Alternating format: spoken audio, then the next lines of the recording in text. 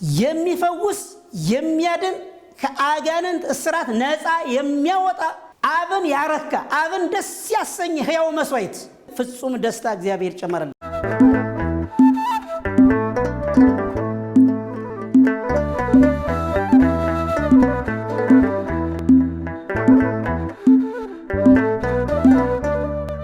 በስመ አብ ወወልድ ወመንፈስ ቅዱስ አሐዱ አምላክ አሜን። ከእግዚአብሔር አብ አባታችን ከልጁም ከኢየሱስ ክርስቶስ ጸጋና ሰላም ለሁላችን ይሁን። እንደምን ቆያችሁ ቅዱሳን? ዛሬ እግዚአብሔር ከወደደና ከፈቀደ የምንከፋፈልበት የመጽሐፍ ቅዱስ ክፍል በሐዋርያት ሥራ ምዕራፍ 8 ቁጥር 4 እስከ 13 ያለውን ክፍለ ምንባብ እንመለከታለን። በዚህ ክፍል ውስጥ ያለውን ሐሳብ ከማየታችን በፊት ቃሉን አነበዋለሁ። የተበተኑትም ቃሉን እየሰበኩ ዞሩ። ፊልጶስም ወደ ሰማርያ ከተማ ወርዶ ክርስቶስን ሰበከላቸው። ሕዝቡም ፊልጶስን ቃል በሰሙ ጊዜ ያደርጋት የነበረውን ምልክት ባዩ ጊዜ የተናገረውን በአንድ ልብ አደመጡ። ርኩሳን መናፍስት በታላቅ ድምፅ እየጮሁ ከብዙ ሰዎች ይወጡ ነበርና ብዙዎችም ሽባዎችና አንካሶች ተፈወሱ። በዚያችም ከተማ ታላቅ ደስታ ሆነ።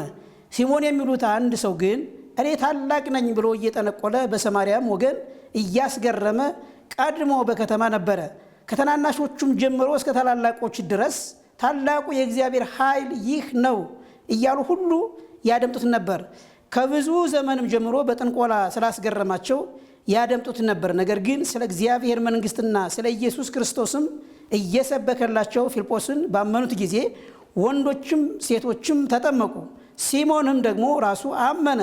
ተጠምቆም ከፊልጶስ ጋር ይተባበር ነበር። የሚያደርገውንም በምልክትና ታላቅ ታምራት ባየ ጊዜ ተገረመ ይላል የእግዚአብሔር ቃል። ክብር ለእግዚአብሔር ለአምላካችን ይሁን። በዚህ ክፍል ውስጥ እንደ ኃይለ ቃል ከወሰዳችሁ የተበተኑትም ቃሉን እየሰበኩ ዞሩ። የተበተኑትም ቃሉን እየሰበኩ ዞሩ። ይሄ በሐዋርያት ሥራ ምዕራፍ 8 ቁጥር 4 እስከ 13 ባለው ክፍለ ምንባብ ይሄ እየዞሩ የሚሰብኩት ወንጌል ከማየታችን በፊት በሐዋርያት ሥራ ምዕራፍ 7 ላይ ያለውን ታሪክ ማየት በጣም ተገቢ ነው። በትክክል ሐሳቡ እንዲገባን ማለት ነው። ደቀ መዛሙርቱ ወይም ሐዋርያት የተበተኑበት ዋና ቁልፍ ጉዳይ ያለው በሐዋርያት ሥራ ምዕራፍ 7 ነው። በሐዋርያት ሥራ ምዕራፍ 7 ላይ ሐዋርያው እስጢፋኖስ ወንጌል በመስበክ ምክንያት የእግዚአብሔርን መንግሥት በመግለጥ ምክንያት ጸሐፍት ፈሪሳውያን ቻሌንጅ በማድረግ ምክንያት ተወግሮ ሞተ እና ይሄ ሐዋርያ ከተወገረ ከሞተ በኋላ ነው ምዕራፍ 8 ላይ ይመጣና የተበተኑትም ቃሉን እየሰበኩ ዞሩ ይለናል። እንደሚታወቀው ጌታችን ኢየሱስ ክርስቶስ በማቴዎስ ወንጌል ምዕራፍ 28-19 ላይ ትልቅ ተልእኮ ለደቀ መዛሙርት ሰጥቷቸዋል። እስከ ዓለም ፍጻሜ ሄደው የእግዚአብሔርን መንግሥት ወንጌልን እንዲሰብኩ እንዲያገለግሉ ታላቁ ተልእኮውን ሚሽን እንዲፈጽሙ ጌታ ኢየሱስ ክርስቶስ ትልቅ ተልእኮ ሰጥቷቸው ነበረ። ነገር ግን በሐዋርያት ሥራ እስከ ምዕራፍ 7 ድረስ ደቀ መዛሙርቱ አገልግሎታቸው የእግዚአብሔር ሥራ እዛው ኢየሩሳሌም ብቻ እንደነበረ የሐዋርያት ሥራ መጽሐፍ ይነግረናል። በሐዋርያት ሥራ ምዕራፍ 2 ላይ መንፈስ ቅዱስ ወንጌል የሚሰብኩበትን አቅም፣ ጥበብን፣ ጸጋን፣ የመንፈስ ቅዱስ ኃይልን እግዚአብሔር ከሰጣቸው በኋላ በዛው በኢየሩሳሌም አካባቢ እዛው ኢየሩሳሌም ውስጥ በምትገኘው ቤተክርስቲያን ብቻ አገልግሎታቸውን ያገለግሉ ነበረ። ስለዚህ እግዚአብሔር ደግሞ ትልቁ ዓላማው ይሄ ታላቁ ተልእኮ የእግዚአብሔር መንግሥት፣ የጸጋው ወንጌል፣ የድህነት ወንጌል ወደ አሕዛብ ሁሉ እንዲሄድ ወደ አሕዛብ ሁሉ ሂደው እንዲሰብኩ እግዚአብሔር ይፈልግ ነበረ እና በእስጢፋኖስ መወገር ምክንያት ሁሉም ተሰደዱ። ከዚህ መካከል በዚህ አሁን ባነበብኩት ክፍለ ምንባብ ውስጥ ፊልጶስ ወደ ሰማርያ ወረደ ይለናል። ወደ ሰማርያ ወረደ ይለናል። ምክንያቱም ኢየሱስ ክርስቶስ በማቴዎስ ወንጌል ምዕራፍ 28-19 እስከ 20 ባለው ክፍል ውስጥ የኢየሱስ ክርስቶስ ደም እንዲሰበክ፣ የኢየሱስ ክርስቶስ ትንሣኤ እንዲነገር፣ የኢየሱስ ክርስቶስ እርገት እንዲታወጅ፣ የኢየሱስ ክርስቶስ ደግሞ ዳግም መምጣት ትልቁ ስብከታቸው ትልቁ አዋጃቸው እንዲሆን ትልቅ ተልእኮ ለደቀ መዛሙርቱ ሰጥቷቸው ነበረ። ይህንን በመዘንጋታቸው ምክንያት እዛው ኢየሩሳሌም ውስጥ ተማሙቀው በሚኖሩበት ሰዓት በእስጢፋኖስ መወገር ምክንያት እግዚአብሔር ወደ አሕዛብ ሁሉ በተናቸውና ፊልጶስ ወደ ሰማርያ ወረደ ይለናል።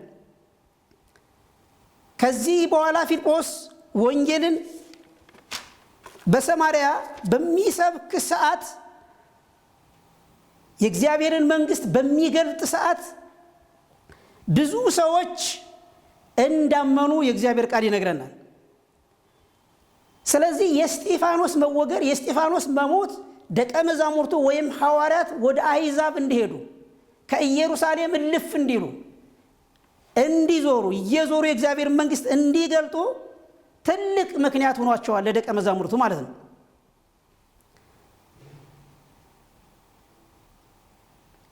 የእስጢፋኖስ መወገር ለወንጌል አገልግሎት ደቀ መዛሙርቱ እየዞሩ ወንጌል እንዲሰብኩ የእግዚአብሔርን መንግሥት መግለጥ እንዲሆንላቸው ትልቅ ግብዓት ሆኗል ማለት ነው። ታዲያ ሰማርያ ሂዶ ሐዋርያው ፊልጶስ ወንጌል ሲሰብክላቸው አንደኛ ሰዎች ወንጌልን መስማት ነበረባቸው። ሮሜ ምዕራፍ 10:17 ላይ ሰዎች የእግዚአብሔር ቃል ተሰብኮላቸው እንዲያምኑ፣ ካልተሰበከላቸው ደግሞ ስለማያምኑ የእግዚአብሔር መንግሥት ወራሾች ስለማይሆኑ ሰዎች የእግዚአብሔርን ቃል መስበክ እንዳለባቸው ሐዋርያት ለዚህ ትልቅ ሚሽን እንደተጠሩ በሮሜ ምዕራፍ 10:17 ላይ ሰዎች ወንጌል ካልሰሙ እንደማይድኑ እንደማያምኑ ያረጋግጥልናል። ስለዚህ ፊልጶስ ወደ ሰማርያ ወረደ። ሕዝቡም የፊልጶስን ቃል በሰሙ ጊዜ ያደረጋትን የነበረውን ምልክት ባዩ ጊዜ የተናገረውን በአንድ ልብ አደመጡ ይለናል። ስለዚህ ወንጌል የመስበካችን፣ የእግዚአብሔርን ቃል የመናገራችን፣ የእግዚአብሔርን ቃል የመስበካችን ትልቁ ቁልፍ ጉዳይ፣ ትልቁ ጥቅም ምንድን ነው ስንል ሰዎች እግዚአብሔር በዘላለም ሐሳብ እግዚአብሔር ለሰዎች ወደዚህ ምድር የላከውን ኢየሱስን ያውቃሉ፣ ይረዳሉ፣ ይሰማሉ፣ ደግሞም ያምናሉ፣ ከዘላለም ሕይወት ያመልጣሉ። እና ፊልጶስን ይሄን ወንጌል በሚሰብክ ሰዓት ምን ይሉት ነበር? ያደምጡት ነበረ ይለናል። በማድመጣቸው ይህንን የጸጋ ወንጌል በመስበካቸው የእግዚአብሔርን ቃል በመስማታቸው ምክንያት ሰዎቹ ደግሞ ከብዙ እስራት ነፃ ይወጡ ነበረ። ከብዙ ችግር፣ ከስጋዊ በሽታ፣ ከመንፈሳዊ በሽታ፣ ከአጋንንት እስራት ነፃ ይወጡ ነበረ። አጋንንትም እየጮሁ ከነሱ ይወጡ ነበረ ይለናል። ስለዚህ ወገኖች ሆይ ሰዎች ወይም ደግሞ ክርስቲያኖች፣ አገልጋዮች የእግዚአብሔርን ቃል ሊሰብኩ ግድ ነው ማለት ነው። ለምን ካል ሰዎች የእግዚአብሔርን ቃል መስማት አለባቸው። ሰዎች የእግዚአብሔርን ቃል ሰምተው ከዘላለም ፍርድና ቁጣ ማምለጥ አለባቸው። ሰዎች የእግዚአብሔርን ቃል በመስማት ከአጋንንት እስራት ነፃ መውጣት አለባቸው። ምክንያቱም ከዘላለም ፍርድና ቁጣ የሚያድነው ይሄ ወንጌል በሰዎች ሲሰበክና ሰዎች የተሰበከውን ወንጌል የተነገራቸውን ክርስቶስን አምነው ሲቀበሉ ስለሆነ፣ አንደኛው ይሄን ይሆንላቸው። ፊልጶስን ሰሙት፣ ፊልጶስን አደመጡ። ወንጌል ሲነግራቸው፣ ስለ ክርስቶስ ሲሰብካቸው፣ ስለ ክርስቶስ ሲነግራቸው ፊልጶስን ተረዱት። ሲያደምጡትና ሲረዱት ሲቀበሉ ነፃ ወጡ፣ ከአጋንንት እስራት ነፃ ወጡ ይለናል። አንደኛው ወንጌል የመሰበኩ ዋና ቁልፍ ጉዳይ ምንድን ነው ካል ሰዎች ከአጋንንት እስራት ነፃ ይወጣሉ። ሰዎች ከዘላለም ፍርድ ነፃ ይወጣሉ። ወንጌል የሚሰበክበት ቁልፍ ጉዳይ አንዱ ይሄ ነው። ሁለተኛው ሰዎችን የሚያድን ስለሆነ ወገኖች ሆይ በምድራችን በታሪክ በዘመናት ሰዎች በተለያዩ በሽታዎች ይታመማሉ። ሰዎች በልዩ ልዩ ሁኔታ በበሽታ ይጠቃሉ። ሰዎች በስጋቸው በልዩ ልዩ ሁኔታ ችግር ውስጥ ይገባሉ። ስለዚህ ለዚህ ችግር መፍትሄ ደግሞ የተለያዩ እግዚአብሔር ጥበብ የሰጣቸው ሰዎች የተለያዩ የሕክምና ተቋሞች ይሰራሉ እና ለሰዎች ብዙ እርዳታ ይደረጋል። ሰዎችን ለማዳን ሰዎችን ለመታደግ እንዲህ ይደረጋል። ስለ መንፈሳዊ ነገር ስናስብ ከዘላለም ፍርድ ከዘላለም ሞት ከኃጢአት በሽታ ለመፈወስ ደግሞ ሰዎች በየእምነት ተቋማቸው ልዩ ልዩ ስርዓቶችን ይፈጽማሉ ለመዳን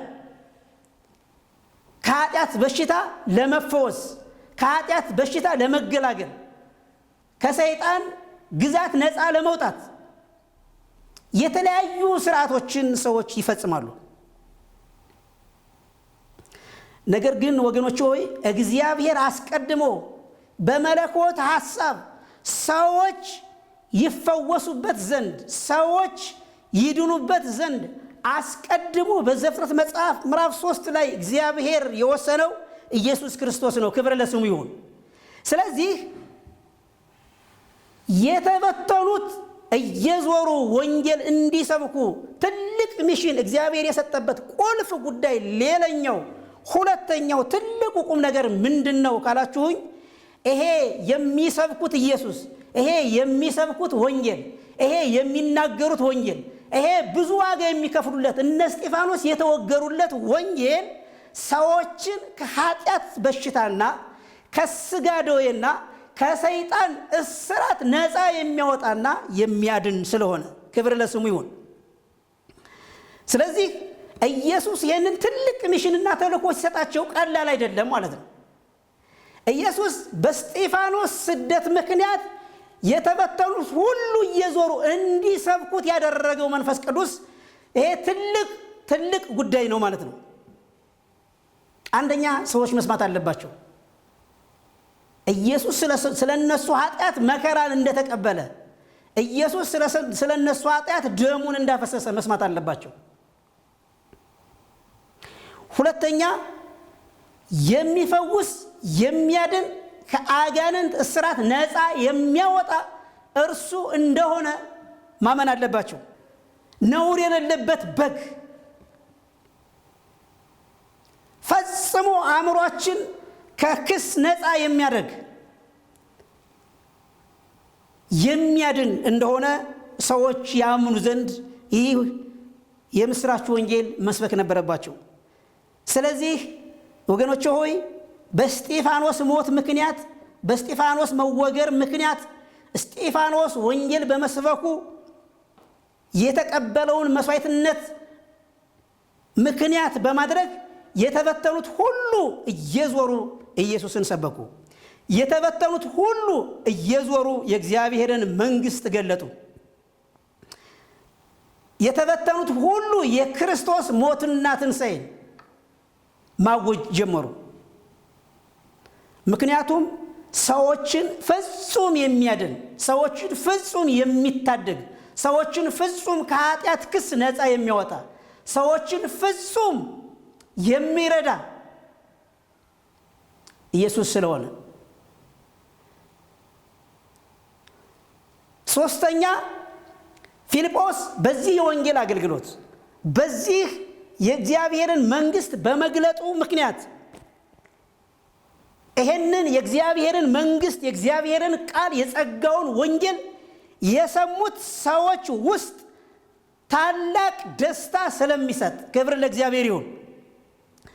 ወገኖች ሆይ የእግዚአብሔር መንግሥት ለሰዎች ሲሰበክ የእግዚአብሔር ቃል ለሰዎች ሲሰበክ ነፃ በመውጣታቸው ምክንያት የእግዚአብሔር የዘላለም ተስፋ በክርስቶስ ኢየሱስ በኩል እግዚአብሔር ለነሱ ያዘጋጀውን ተስፋ በመረዳታቸው ምክንያት ሰዎች ፍጹም ደስታ በሕይወታቸው ይበዛላቸዋል። እግዚአብሔር ይመስገን።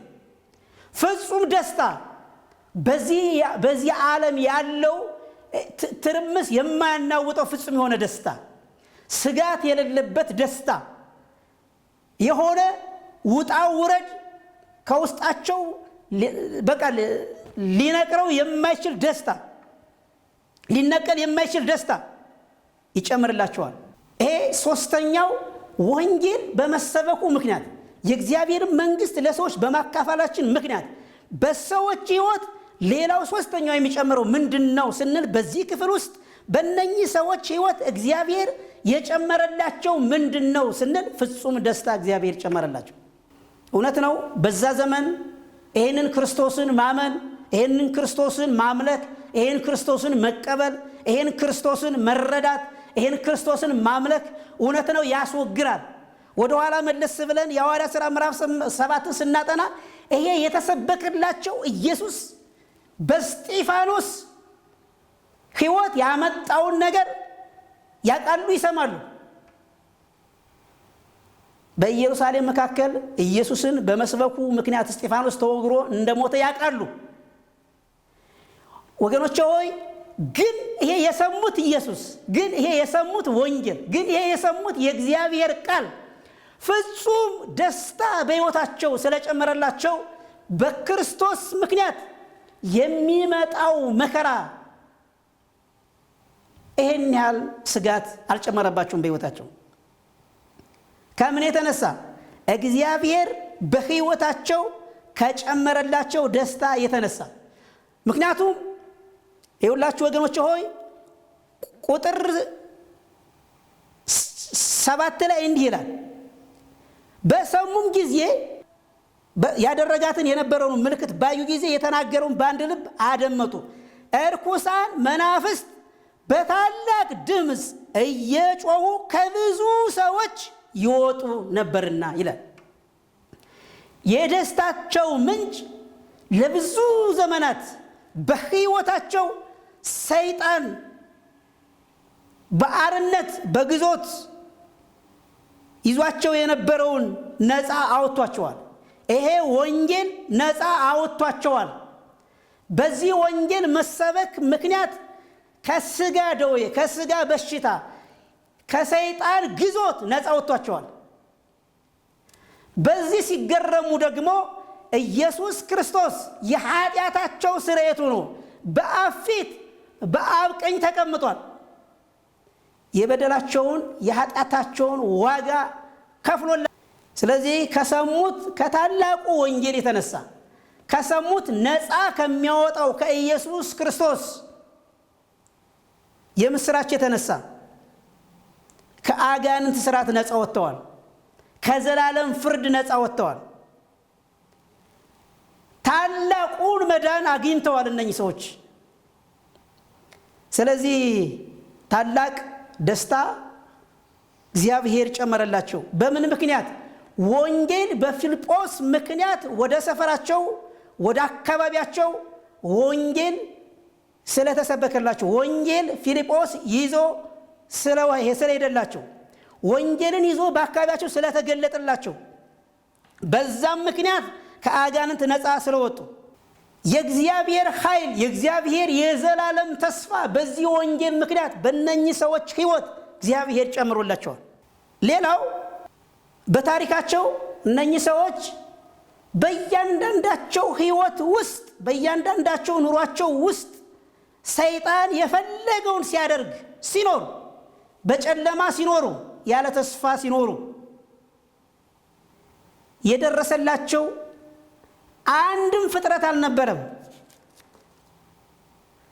ከዚህ ከአጋንንት አሰራር ነፃ ሊያወጣቸው የሚችል አንዳችም ጉዳይ አልነበረም። እንደውም በዚህ ክፍል ውስጥ ባነበብነው ክፍል ውስጥ በመካከላቸው ጠንቋይ እንደነበረና የሚያደርገው ታምራት የሚሰራው የሚሆነው መንፈሳዊ እንቅስቃሴ በሙሉ እንደ እግዚአብሔር ኃይል ይቆጥሩ ነበረ ይላል እና ይገረሙ ነበረ። ሲናገር ይደነቃሉ፣ ሲያስተምር ይደነቃሉ፣ የሆነ ሐሳብ ሲያመጣ ይደነቃሉ ጠንቋዩ። ነገር ግን ወገኖች ሆይ ይሄ የጸጋ ወንጌል፣ ይሄ የእግዚአብሔር የኢየሱስ ክርስቶስ የልጁ ወንጌል በፊልጶስ ምክንያት ወደ አካባቢያቸው ሲመጣ ፊልጶስ ይህንን ወንጌል ይዞ በአካባቢያቸው ሲገለጥ የተሻለ የእግዚአብሔር ኃይል እንዳለ ተረዱ። ድሮ ጠንቋዩን ከተናናሾቹ እስከ ታላላቆቹ ድረስ የእግዚአብሔር ኃይል ይህ ነው እያሉ ሁሉ ያደምጡት ነበረ። ከብዙ ዘመንም ጀምሮ በጥንቆላ ስላስገረማቸው ያደምጡት ነበር። ነገር ግን ስለ እግዚአብሔር መንግስትና ስለ ኢየሱስ ክርስቶስ እየሰበከላቸው ፊልጶስን ባመኑት ጊዜ ወንዶችም ሴቶችም ተጠመቁ። ሲሞንም ራሱ አመነ፣ ተጠምቆም ከፊልጶስ ጋር ይተባበር ነበረ። ወገኖቼ ሆይ ይሄ የጸጋ ወንጌል የልጁ የኢየሱስ ክርስቶስ ወንጌል አይዛብን ወይም ደግሞ የማያምኑ ሰዎችን ብቻ አይደለም ነፃ የሚያወጣ፣ በልዩ ልዩ ስራት፣ በጥንቆላ፣ በሟርት ሰዎችን በሚያስት የስተት ትምህርት ውስጥ ያሉ ሰዎችን ጭምር ነፃ የሚያወጣ ነው። እግዚአብሔር ይመስገን። ስለዚህ እነኚህ ሰዎች በአራተኛ ደረጃ ወንጌል በመስባታቸው ምክንያት ምንድነው በሕይወታቸው የተጨመረላቸው ነገር ብለን እዚሁ ክፍል ውስጥ በምናይበት ሰዓት አንደኛ በሕይወታቸው በአካባቢያቸው ሲኖሩ የተሻለ የሚሉት የሚያደምጡት የሚከተሉት ይሄ ታላቅ ነው የሚሉት ይሄ ከእግዚአብሔር ነው የሚሉት ጠንቋይ ሲሞን የሚባል በዙሪያቸው ነበረ እና ሁልጊዜ የሚገረሙት ሁልጊዜ የሚደነቁት በዚህ የጠንቋዩ አገልግሎት የጠንቋዩ ስራ የጠንቋዩ እንቅስቃሴ ነው የነበረ። ወንጌል ሲሰበክላቸው ፊልጶስ የእግዚአብሔርን መንግስት የእግዚአብሔርን ቃል የእግዚአብሔርን ሐሳብ ይዞ ሲሄድ ግን ወገኖቼ ሆይ ከዚህ በጥንቆላ ለረጅም ዘመናት ሕይወታቸውን ከበዘበዘው ወይም ደግሞ በከንቱ አገልግሎት በመካከላቸው ከኖረው ከጠንቋዩ ሕይወትን ያላቀቃቸው ከዚህ የጥንቆላ ሕይወት ነው ነፃ ያወጣቸው። ስለዚህ የእግዚአብሔር ቃል የእግዚአብሔር መንግስት ወገኖቼ ሆይ ከአንድ አካባቢ ተሰብስበን ተማሙቀን ቁጭ ብለን ይዘነው የምንቀመጠው ጉዳይ አይደለም ማለት ነው። በዚህ ክፍል ውስጥ የምናየው ምንድነው? እግዚአብሔር ትልቅ ሚሽን አለው። እግዚአብሔር ትልቅ ሐሳብ አለው። እግዚአብሔር ትልቅ አጀንዳ አለው። ለደቀ መዛሙርቱ ይሄንን ታላቁ ተልእኮ ወንጌልን ከኢየሩሳሌም ወደ ሰማርያ እስከ ዓለም ዳርቻ ድረስ እንዲሰብኩ፣ እንዲዞሩ፣ እንዲናገሩ፣ እንዲያውጁ በሰጠው ትእዛዝ ልክ ዛሬ በእኛ ዘመን የእግዚአብሔርን ቃል ወንጌልን የእግዚአብሔርን መንግስት ይዘን እንድንዞር መንፈሳዊ ነገር ወዳልተረዱ አካባቢዎች ይዘን እንድንሄድ እግዚአብሔር ይፈልጋል።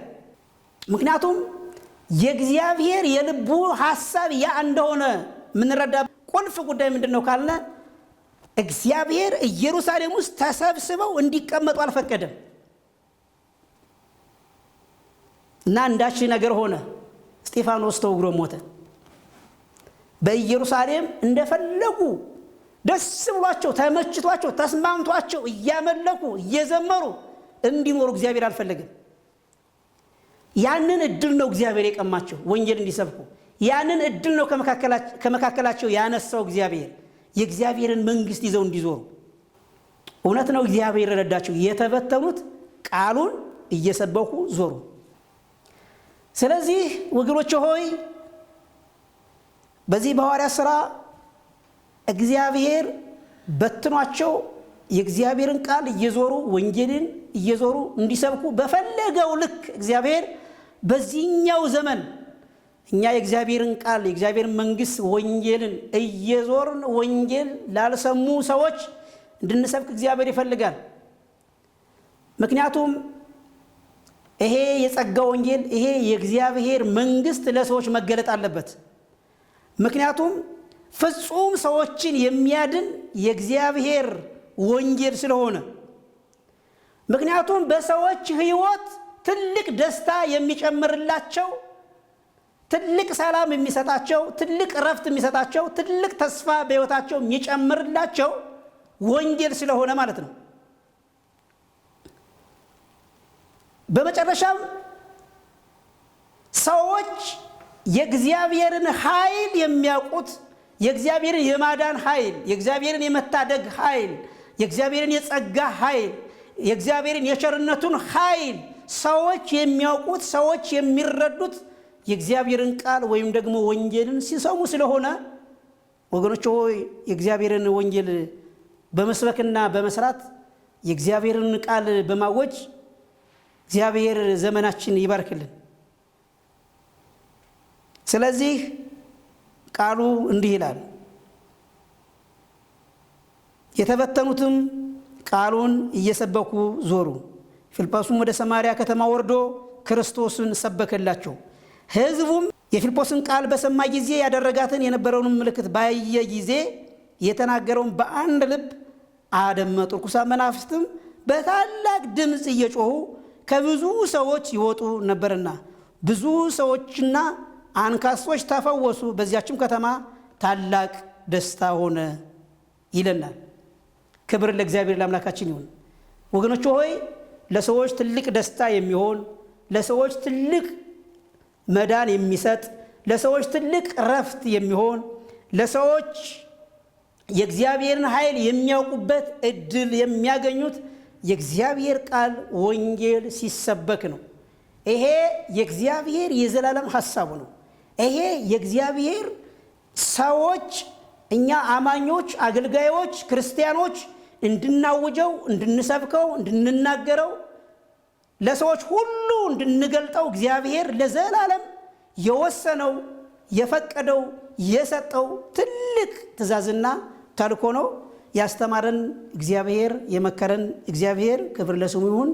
ወስብሐት ለእግዚአብሔር አሜን።